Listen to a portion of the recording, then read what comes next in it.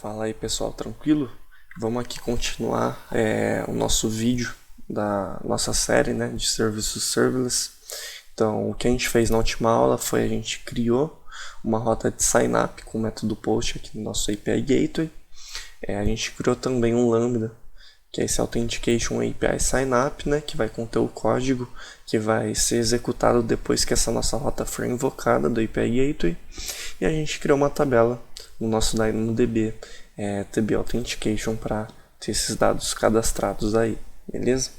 Então, esse é o fluxo. A gente recebe uma requisição HTTP aqui na nossa rota da API Gateway, a gente invoca o Lambda pode consultar e cadastrar informações aqui, processar uma resposta e devolver para o nosso cliente.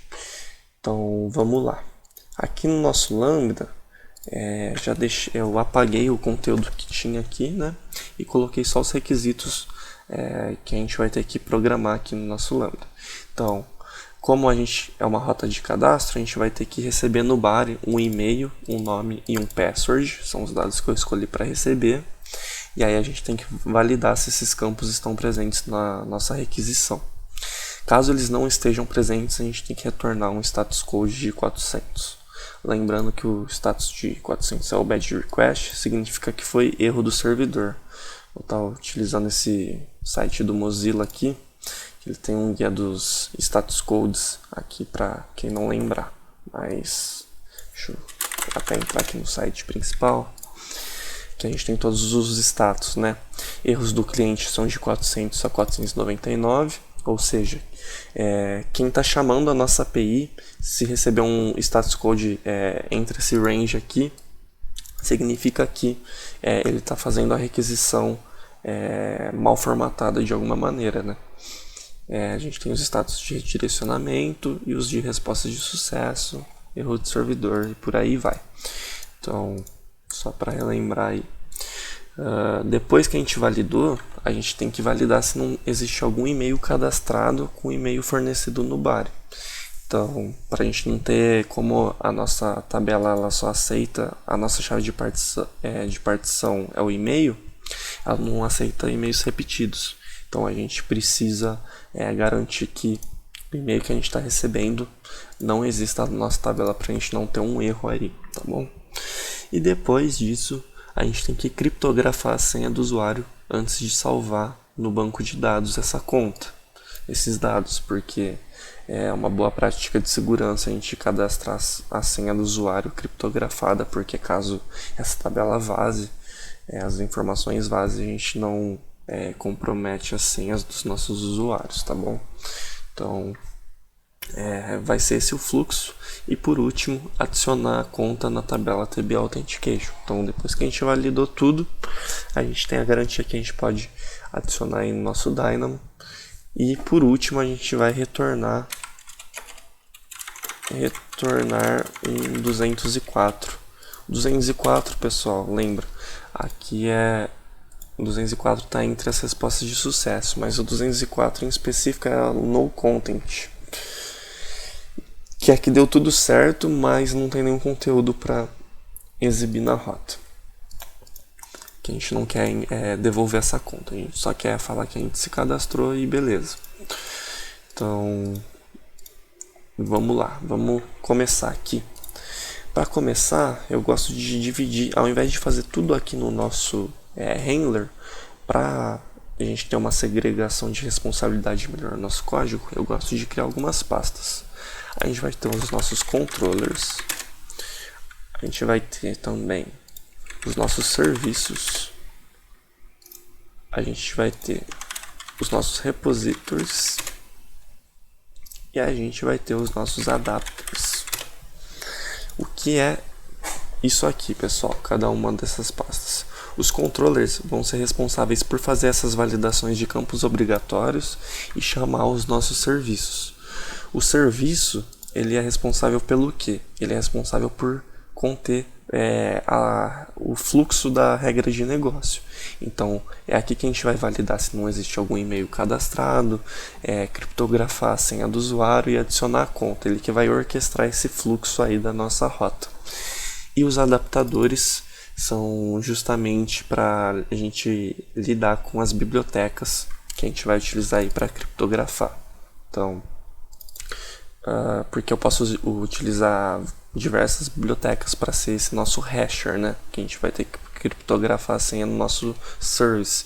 Então, eu posso isolar essa biblioteca aqui no adapter, beleza?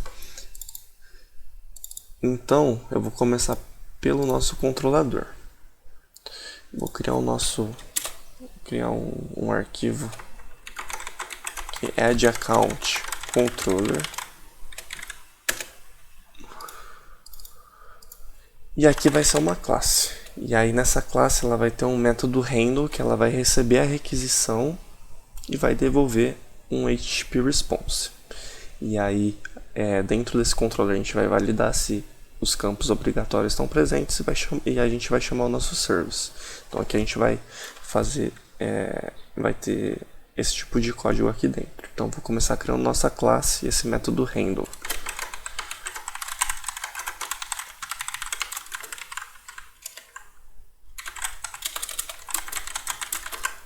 Vai receber o nosso request aqui. E aqui então, como a gente precisa também receber o nosso service, eu vou falar que eu vou receber ele aqui no nosso construtor, para a gente não ter que instanciar ele aqui dentro da nossa classe.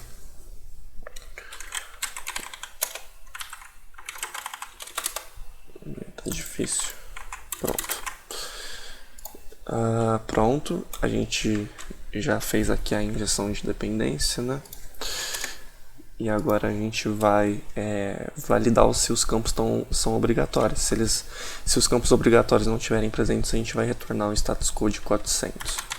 Então, para isso, eu vou criar aqui um array de campos obrigatórios. Vou dar um nome, um password e o e-mail, que eu falei que são obrigatórios. E vou fazer um for em cima disso. Então, para cada campo obrigatório, eu vou verificar se o meu request .body, se a gente tem esse campo field aqui que a gente está procurando, se ele é diferente de undefined. Então se ele existe. Quer dizer, se ele for undefined, né? A gente quer descobrir se tem algum erro. E eu vou criar um erro aqui também, que vai começar como nulo. E caso algum campo aqui não esteja presente, a gente vai falar que o erro é igual a um status code de 400, lembrando de bad request. E a gente vai ter um bar aqui. A gente vai falar que tá faltando esse parâmetro obrigatório. Missing param e o field. Acho que eu criei a classe errada. Pronto. Então é isso. Caso exista algum erro aqui, né, a gente seta essa variável erro como o erro aqui. Então depois desse for, se a gente tiver algum erro, a gente retorna esse erro. Beleza? Senão a gente pode continuar esse fluxo aqui. E aí qual que é o fluxo?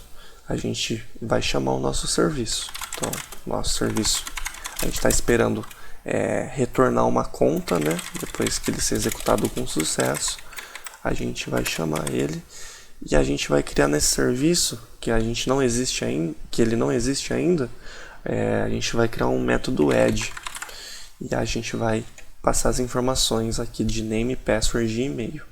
Então vou pegar elas aqui, name, password e e-mail do request.body e eu vou passar elas aqui. Beleza. E aí o que pode acontecer de errado? Caso no meu serviço o e-mail que a gente está passando já exista, esse add account vai retornar nulo. Então, se ele não retornar uma conta, significa que o e-mail já está sendo utilizado. E para isso a gente vai retornar um outro status code.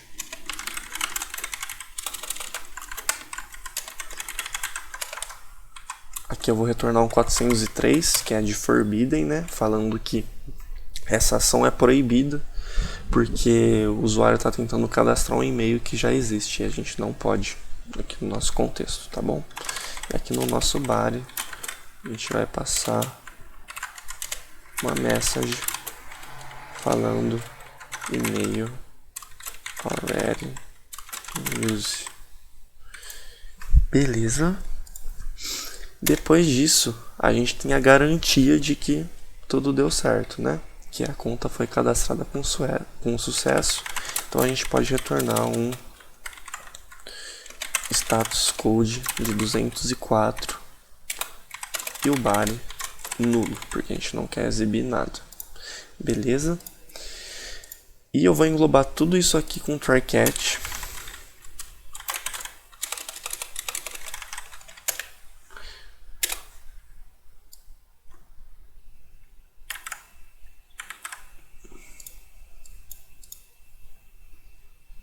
Copiei alguma chave a mais. Aqui. Pronto, englobei tudo isso com try catch. Tá meio mal formatado isso aqui, né, pessoal?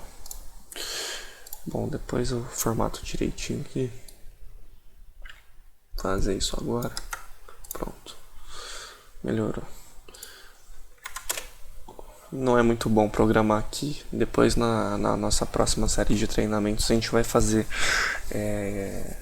mais bonitinho. A gente vai criar isso no Visual Studio Code com repositório e a gente vai criar nossa infraestrutura como código também. Então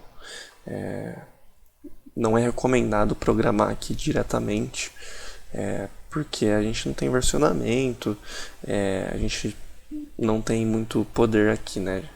Esse console aqui bem simples. Mas enfim, voltando aqui para o nosso código, então depois de a gente ter realizado o nosso fluxo aqui, caso aconteça algum erro durante esse processo, por exemplo, o banco de dados a gente não tem permissão para acessar, ou enfim, o nosso código quebre por conta da nossa biblioteca, qualquer coisa, aí já é um erro de servidor, né? É culpa nossa aqui que está desenvolvendo a API. Então eu vou logar o nosso erro, para caso a gente já receba algum aqui durante o treinamento, que provavelmente a gente vai receber, né? Difícil fazer algo dar certo de primeiro. E caso aconteça algum erro, eu vou retornar um status code de 500 e no body eu vou passar um message. Eu vou, por enquanto, é recomendado, pessoal, a gente passa sempre um internal server erro e não dá muitos detalhes do porquê o servidor quebrou numa aplicação real, né? Porque, se a gente se deu pau no banco de dados por conta de uma conexão, a gente pode expor na resposta de erro para quem está fazendo a requisição, às vezes qual banco de dados a gente está utilizando, dar uma descrição do porquê o erro aconteceu. E se essa for uma pessoa mal intencionada, né, um hacker, está tentando dar algum exploit ali, a gente pode revelar alguma informação que vai ajudar ele a ferrar a gente. Então, por isso que é bom a gente deixar uma mensagem genérica. Bom, pessoal, e aí para a gente conseguir debugar aqui no nosso treinamento, eu vou deixar essa preocupação um pouco de lado e vou logar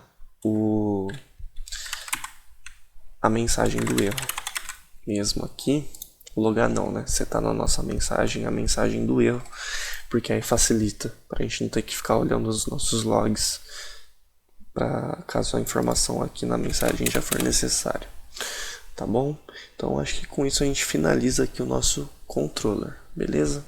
Valeu, pessoal!